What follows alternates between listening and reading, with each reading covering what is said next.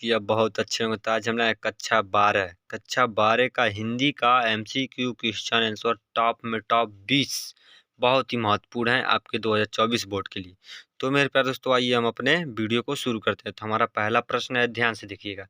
लहरों के राजहंस के लेखक हैं मेरे प्यारे दोस्तों, लहरों के राजहंस के लेखक हैं। तो इसमें हमारा कौन सा राइट आंसर हो जाएगा? ऑप्शन नंबर ख हो जाएगा, मोहन राकेश। कौन है? मोहन राकेश हैं क्या लहरों के राजहंस के लेखक हैं। तो अब लाते हैं हम आपके बीच दूसरा क्वेश्चन को। देखिए, भारत दुर्दशा रचना है मेरे प्यारे दोस्तों, भारत दुर्दशा रचना है तो कौन सा है? भारतेंदु हरिश्चंद्र की। क्या है? भारतेंदु हरिश्चंद्र की। अब हम लाते क्या तीसरा क्वेश्चन आपके बीच, बहुत ही महत्व।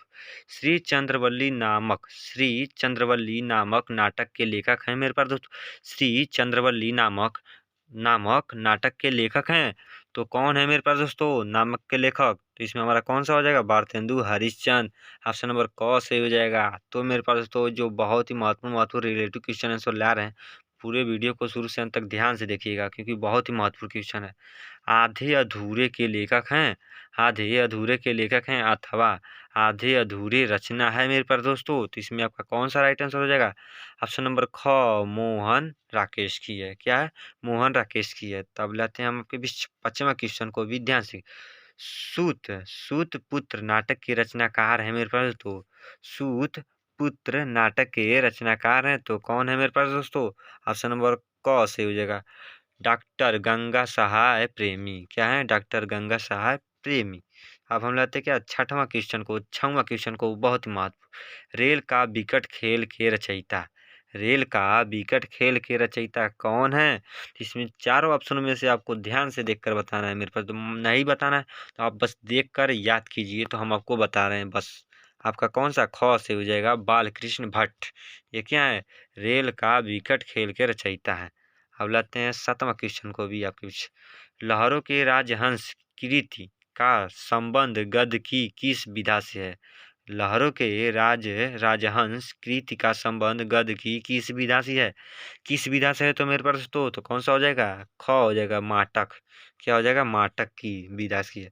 तो अब लेते हैं क्या हम आठवां क्वेश्चन को। संयोगिता स्वयंवर। क्या संयोगिता स्वयंवर कृति है मेरे पास दोस्तों? क्या कृति है? तो कौन सा है? ऑप्शन नंबर ख से श्रीनिवास दास की है। ऑप्शन नंबर ख। अब आता है हमारा नौवां क्वेश्चन, हिंदी का प्रथम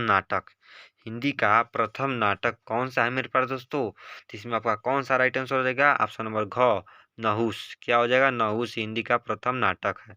तो अब आता है हमारा 10वां क्वेश्चन को, ध्यान से। निम्नलिखित में से नाटक है, इन चारों ऑप्शनों में से नाटक आपका कौन सा है निम्नलिखित में से? तो आपका ऑप्शन नंबर क्या हो जाएगा? घ, उत्तर प्रियदर्शी यह आपका नाटक है। अब आता है 11वां क्वेश्चन। निम्नलिखित में से कौन सी रचना नाटक है मेरे पास? निम्नलिखित में से कौन सी रचना नाटक है? इसमें तीन ही ऑप्शन दिया है, चौथा मतलब मिस्टेक हो गया। तो इसमें आपका राइट आंसर घ ही हो जाएगा। क्या? ग हो जाएगा, गरुड़ ध्वज। क्या है? यह नाटक है। क्या है? गरुड़ ध्वज नाटक है। नहीं मानते तो आप जाकर अपने किसी भी क्वेश्चन बैंक में या विषय में पढ़े होंगे तब ध्यान से देख लीजिएगा, यही आपका राइट आंसर मिलेगा। अगर गलत निकलता है तो हम आपको पढ़ाना छोड़ देंगे मेरे प्यारे दोस्तों, बस आप ध्यान से देखिए। अब आता है हमारा 12वां क्वेश्चन को। निम्नलिखित में से नाटक है, इसमें भी वही पूछ दिया मेरे पास। तो क्या निम्नलिखित में से नाटक है? इसमें भी नाटक, क्योंकि नाटक तो जरूर है मेरे पास। जो नाटक नहीं रहेगा तो यह प्रश्न क्यों बनता है? तभी तो बन रहा है। तो इसमें का कौन सा राइट आंसर हो जाएगा? ग हो जाएगा, चंद्रगुप्त यह नाटक है। क्या है? चंद्रगुप्त नाटक है। अब आता है 13वां क्वेश्चन। अंधेर नगरी किस विधा की रचना है मेरे पास दोस्तों? क्या? अंधेर नगरी किस विधा की रचना है? तो इसमें भी आपका कौन सा हो जाएगा?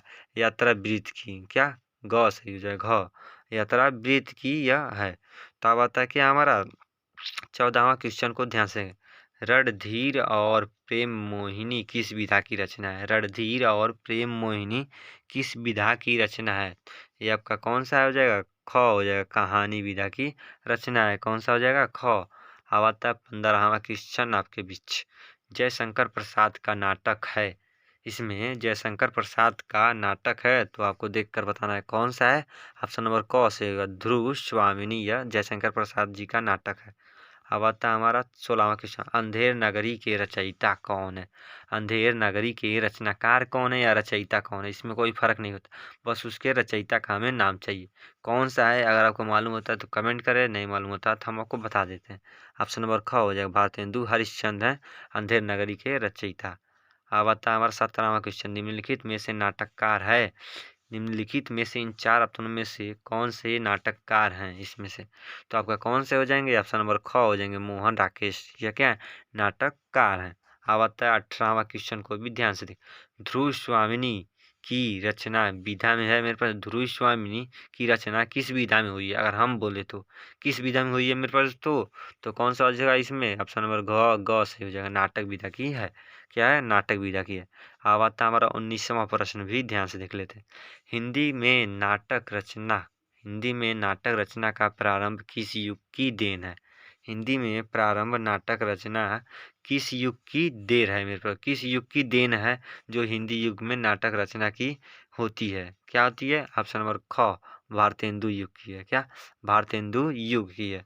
अब आता है हमारा 20वां क्वेश्चन, बहुत ही महत्वपूर्ण, हिंदी का प्रथम मौलिक उपन्यास कौन सा माना जाता है मेरे पास, तो हिंदी का प्रथम मौलिक उपन्यास कौन सा माना जाता है, तो इसमें आपका क्या हो जाएगा राइट आंसर, ऑप्शन नंबर ग हो जाएगा, क्या हो जाएगा, परीक्षा गुरु, क्या हो जाएगा मेरे पास तो परीक्षा गुरु। तो आई होप कि मेरे पास दोस्तों आपको 20 में 20 क्वेश्चन आपको अच्छे से समझ आया हो, तो एक लाइक और सब्सक्राइब करना, नहीं तो कोई बात नहीं, पूरा वीडियो को शुरू से अंत तक जरूर देखना। Thanks for watching, Vande Mataram दोस्तों।